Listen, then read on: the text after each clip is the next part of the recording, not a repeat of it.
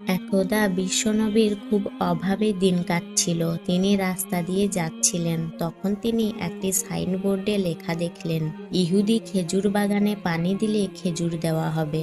তখন তিনি ইহুদির বাড়ির দিকে রওনা হলেন এবং ইহুদির বাড়িতে গিয়ে ইহুদিকে বলতে লাগলেন, হে ইহুদি, আমি তোমার বাড়িতে কাজ করতে চাই, আমার খেজুরের দরকার, তুমি কি আমাকে কাজ দিতে পারবে? তখন ইহুদি বলল, ভাই, তুমি আমার বাড়িতে কিসের কাজ করতে চাও? তখন বিশ্বনবী বললেন, হে ইহুদি, তোমার খেজুর বাগানে পানি দিলে নাকি খেজুর পাওয়া যাবে, আমি সেখানেই কাজ করতে চাই। তখন ইহুদি বিশ্বনবীকে বলল, তুমি কি এই কাজ করতে পারবে? ওই দূরে রয়েছে একটি কূপ, ওই কূপের পানি অনেক নিচে, সেখান থেকে পানি তুলতে অনেক কষ্ট হয়, তুমি কি সেখান থেকে পানি তুলতে পারবে? তখন বিশ্বনবী বললেন, হ্যাঁ, আমি পারবো, আমার খাবারের দরকার, আমি কাজ করব।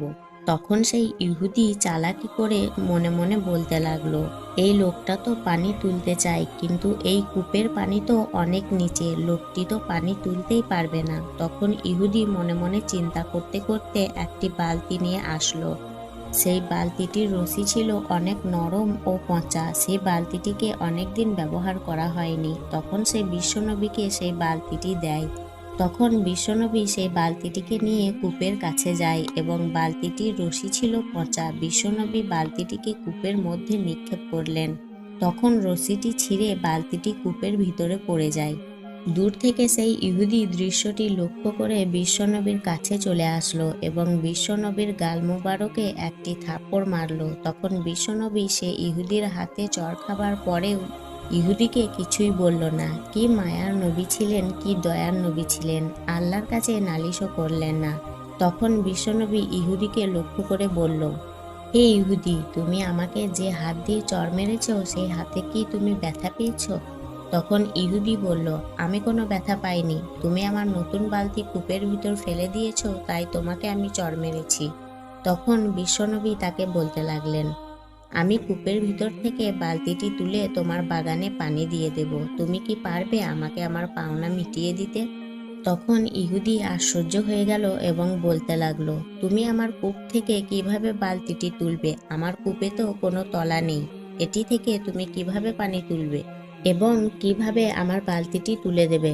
তখন বিশ্বনবী বলতে লাগলো, আমি তোমার কূপটি একটু দেখতে চাই। তখন বিশ্বনবী ওই কূপের দিকে যেতে লাগলো। তখন আল্লাহ রাব্বুল আলামিন জিবরাইলকে বলল, হে জিবরাইল, দেখো আমার বন্ধু কূপের কাছে আসছে, তুমি তাড়াতাড়ি যাও, সেই কূপের পানি কূপের সমান সমান করে দাও এবং বালতিটি আমার বন্ধুর হাতে ধরিয়ে দাও। আমার বন্ধুর যাতে পানি তুলতে কোনো কষ্ট না হয়, আমার বন্ধু যাতে খালি হাতে ফিরে না আসে, আমার বন্ধুর হাতে তুমি বালতিটি ধরিয়ে দাও। তখন বিশ্বনবী সেই কূপের ভিতরে হাত দেওয়ার সাথে সাথেই বালতিটি তার হাতে চলে আসলো। তখন ইহুদি মনে মনে ভাবতে লাগলো, আমার তো কূপের কোনো তলা নেই, এই লোকটি কিভাবে পানিটি তুলতে পারলো? এই লোক কোনো সাধারণ লোক নয়। তখন বিশ্বনবী বালতি করে খেজুর বাগানে পানি দিতে লাগলো। খেজুর বাগানে পানি দেওয়া শেষ হলে সেই ইহুদি ব্যক্তি বিশ্বনবীকে 12টি খেজুর দেয়। সেই খেজুরগুলি নিয়ে বিশ্বনবী বাড়িতে ফিরে আসলেন এবং হাসান হোসেনকে খুঁজতে লাগলেন। তখন বিশ্বনবী অনেক খোঁজাখুঁজির পরেও হাসান হোসেনকে কিছুতেই খুঁজে পাচ্ছেন না। এরপর মরুভূমিতে গিয়ে রাখালদেরকে প্রশ্ন করলো, হে রাখালরা, তোমরা কি হাসান এবং হোসেনকে দেখেছো? তোমরা কি দুটো ছোট ছোট বাচ্চাদেরকে দেখেছো? রাখালরা বলল, হ্যাঁ, আমরা দুই বাচ্চাকে দেখেছি, কিন্তু আমাদের একটি কথা আছে, আপনাকে শুনতে হবে। আমরা দুটি বাচ্চাকে দেখেছি এই রাস্তা দিয়ে ওই মরুভূমির পাহাড়ে গিয়ে ঘুমিয়ে রয়েছে ওই বালিতে। হে মোহাম্মদ, কিন্তু দুঃখের বিষয়, ওই দুই বাচ্চা যখন রাস্তা দিয়ে গিয়েছে, আমাদের এই উট ও বকরিগুলো ওই বাচ্চা দুটোর দিকে তাকিয়ে তাকিয়ে চোখের পানি ছেড়ে দিয়েছে। ওই বাচ্চা দুটো যতক্ষণ পর্যন্ত ওই পাহাড়ের ভিতরে রয়েছে ততক্ষণ পর্যন্ত একটি উটও ঘাসে মুখ দেয় না। এই ব্যাপারটা কি আমরা বুঝতে চাই। তখন বিশ্বনবী বললেন, ওহে রাখালরা, তোমরা ওই দুজন বাচ্চাকে দেখে সহ্য করতে পেরেছ, জগৎবাসী সহ্য করতে পেরেছে, কিন্তু এই উটগুলো সহ্য করতে পারেনি, ওই পশু পাখিগুলো সহ্য করতে পারেনি। ওই দুজন বাচ্চাগুলোর মুখে যতক্ষণ পর্যন্ত খাবার যাবে না ততক্ষণ পর্যন্ত এই পশু পাখিগুলো মুখে খাবার নেবে না। এরপর বিশ্বনবী হাসান হোসেনের উদ্দেশ্যে পাহাড়ে রওনা হলেন এবং সেখানে গিয়ে তিনি দেখতে পেলেন হাসান ও হোসেন বালি দিয়ে বালিশ বানিয়ে সেখানে ঘুমিয়ে রয়েছে। তখন বিশ্বনবী হাসান ও হোসেনের কাছে গিয়ে তাদের মাথায় হাত বুলিয়ে দেয়। যখন তারা দেখলো নানাজান এসেছে তখন তারা ঘুম থেকে উঠে পড়ল এবং বিশ্বনবীকে জড়িয়ে ধরে বলতে লাগলো, ও নানাজান, আমাদের ঘরে কোনো খাবার নেই, চুলায় আগুন জ্বলে না, আবার তুমিও নেই। নানাজান, আমাদের পেটে যখন ক্ষুধা লাগে তখন আমরা সহ্য করতে পারি না, ওই মুহূর্তে যখন তুমি নানা আমাদের বাড়িতে আসো তোমাকে দেখে আমাদের পেটে ক্ষুধা থাকে না। এবার বিশ্বনবী হাসান হোসেনকে আদর করতে করতে বলতে লাগলো, ও নানা ভাইয়েরা, চলো আর বেশি দেরি করা যাবে না, চলো আমরা বাড়িতে চলে যাই। তখন ইমাম হাসান ও হোসেন বলতে লাগলো, ও নানা, আমরা বাড়িতে যাব না, কারণ তোমার মেয়ে আমাদের খাবার দেবে না, খাবার চাইলেই তোমার মেয়ে আমাদেরকে বকাঝকা করতে থাকে। এরপর বিশ্বনবী বলতে লাগলেন, নানা ভাইয়েরা চলো, রাগ করো না। অনেক বোঝানোর পর বিশ্বনবী হাসান ও হুসেনকে নিয়ে বাড়ির দিকে রওনা হলেন। এবার বাড়িতে এসে বিশ্বনবী হযরত ফাতেমা রাদিয়াল্লাহু আনহাকে বললেন, হে ফাতেমা, আমি তোমাদের জন্য খাবার নিয়ে এসেছি। বিশ্বনবী মা ফাতেমাকে খাবারগুলো দিয়ে বলতে লাগলো, হে ফাতেমা, তুমি দুটি খেজুর খাও, হাসান ও হোসেনকে দুটি দাও। তখন মা ফাতেমা খাবারগুলি হাতে নিয়ে বিশ্বনবীর মুখের দিকে তাকিয়ে কান্না করতে লাগলো এবং বলতে লাগলো, আব্বাজান, আপনি আমাদেরকে যে খাবার দিয়েছেন তা আমরা খাবো, কিন্তু আব্বাজান, আমি জানতে চাই আপনার গালের উপরে কেন 10টি আঙুলের দাগ রয়েছে? আব্বাজান, আপনার গালের উপরে আঙুলের ছাপ কেন? আব্বাজান, আপনাকে কে মেরেছে? তখন বিশ্বনবী বললেন, ফাতেমা, তুমি খাবার খাও, এ প্রশ্ন তুমি আমাকে এখন করো না। অন্যদিকে ইহুদি যখন বাসায় গেল তখন ইহুদির বউ ইহুদিকে প্রশ্ন করলো, তুমি কাকে মেরেছ, তুমি কি জানো না? তখন ইহুদি বলল, না, আমি তো জানি না, আমি তো মুহাম্মদকে মেরেছি, তাতে কি সমস্যা হয়েছে? তখন ইহুদির বউ ইহুদিকে বলতে লাগলো, তুমি যেই লোকটিকে মেরেছো তাকে মারার অপরাধ কি হতে পারে তুমি কি জানো না? ওই লোকটি হচ্ছে আখেরি জামানার নবী হযরত মুহাম্মদ সাল্লাল্লাহু আলাইহি ওয়াসাল্লাম। তুমি সেই লোকটির গায়ে হাত তুলেছো, তোমার এই অপরাধকে আমি কিছুতেই মানতে পারছি না। তোমার ওই হাতটি নষ্ট হয়ে যাবে, তুমি তাড়াতাড়ি যাও, তার কাছে গিয়ে ক্ষমা চাও, তার কাছ থেকে ক্ষমা নিয়ে আসো, কারণ তুমি তার গায়ে হাত তোলার কারণে তোমার হাত ভালো নাও থাকতে পারে। তখন ইহুদি বলল, হে বিবি, ওই লোকটি যদি আখেরি জামানার নবী হয়ে থাকে, ওই লোকটি যদি শেষ নবী হয়, ওই নবীকে আমি মেরেছি, এ হাত আমি রাখবো না, এ হাত আমি রাখতেই চাই না। এরপর ইহুদি আরো বলল, এই বিচার আমি কাউকে দেব না, কোনো রাষ্ট্রপতিকে দেব না, কোনো লোকের কাছে দেব না, আমার বিচার আমি নিজেই করতে চাই। সেই ইহুদি তার স্ত্রীকে বলতে লাগলো, হে আমার বিবি, তুমি তাড়াতাড়ি যাও, আমার জন্য দা নিয়ে এসো, আমার নিজের হাত আমি নিজেই কেটে ফেলবো। তখন সেই ইহুদি নিজের হাত নিজেই কেটে ফেলল।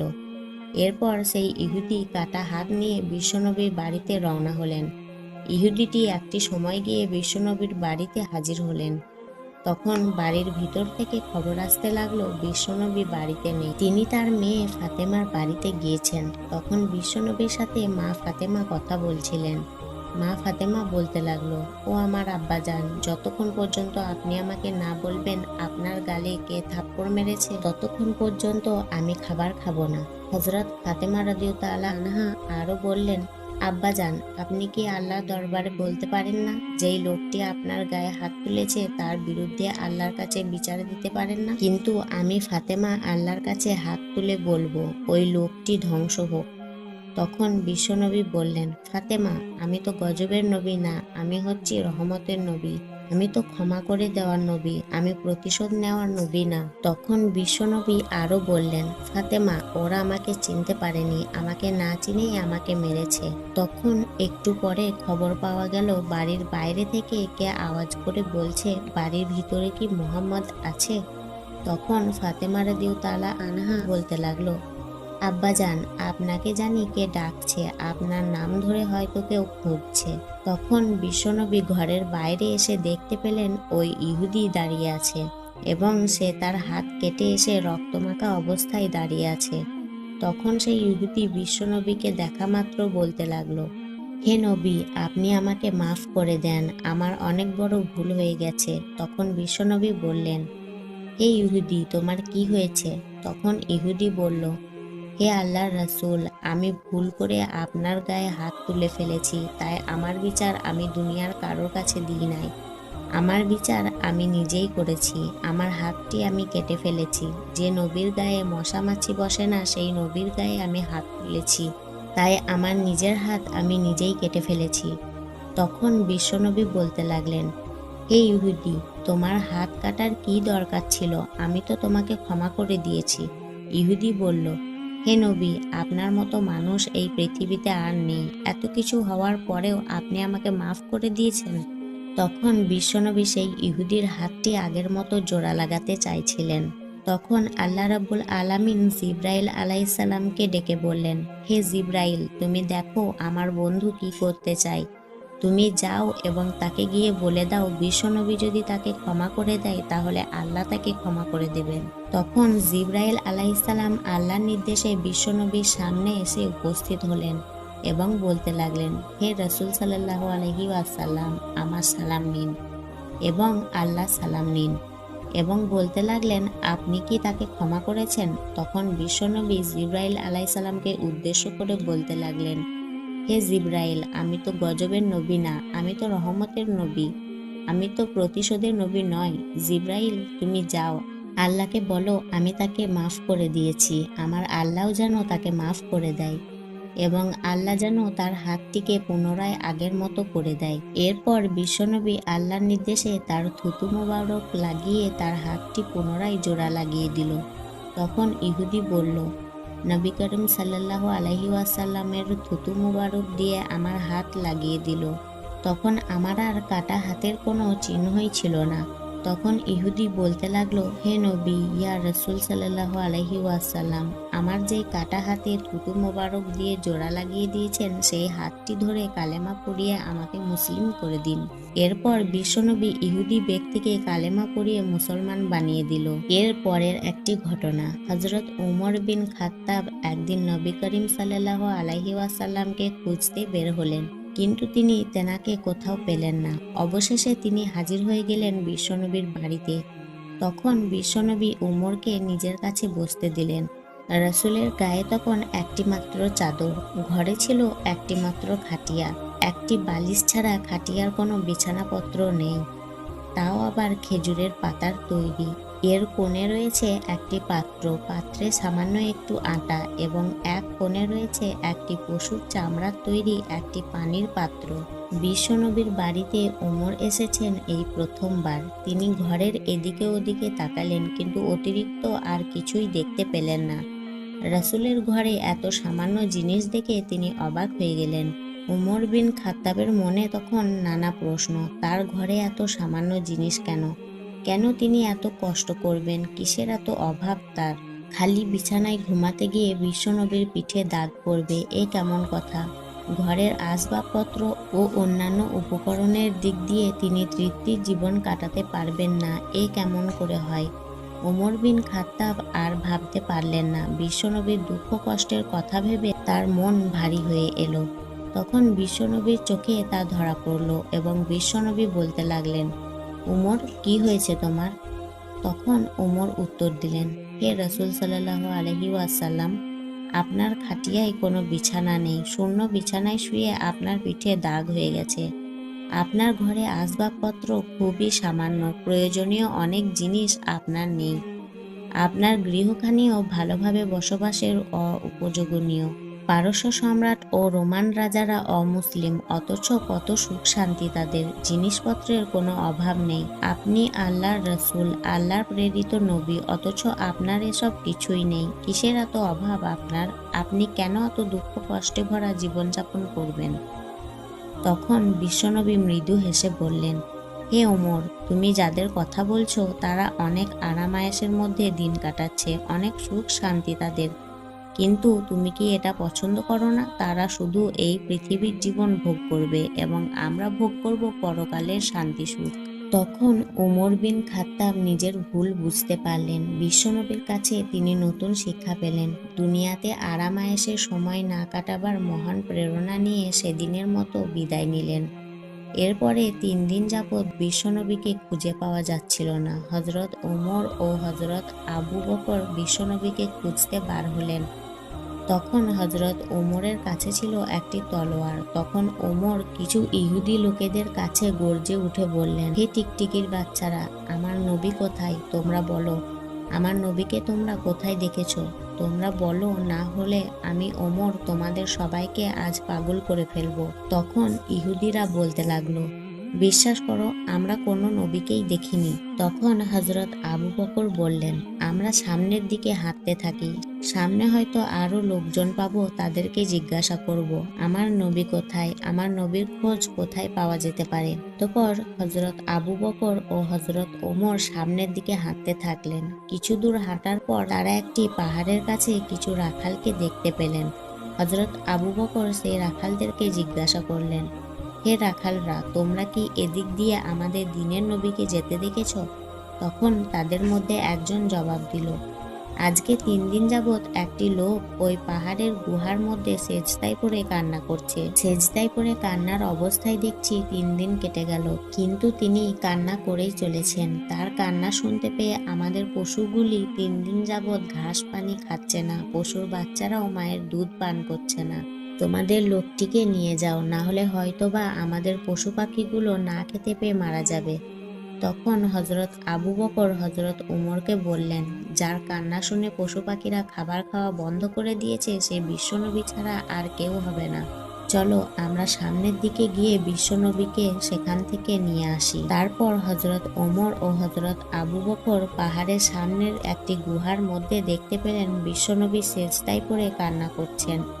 তখন হযরত ওমর বিশ্বনবীকে উদ্দেশ্য করে বললেন, হে নবী, আজকে 3 দিন যাবৎ আপনাকে খুঁজে পাগল পাড়া হয়ে গেছি, কোথাও আপনাকে খুঁজে পাচ্ছি না। আপনি এখন উম্মতের জন্য কান্না করছেন? হে রাসূল সাল্লাল্লাহু আলাইহি ওয়াসাল্লাম, আমরা আপনাকে নিতে এসেছি, আপনি মাথা ওঠান।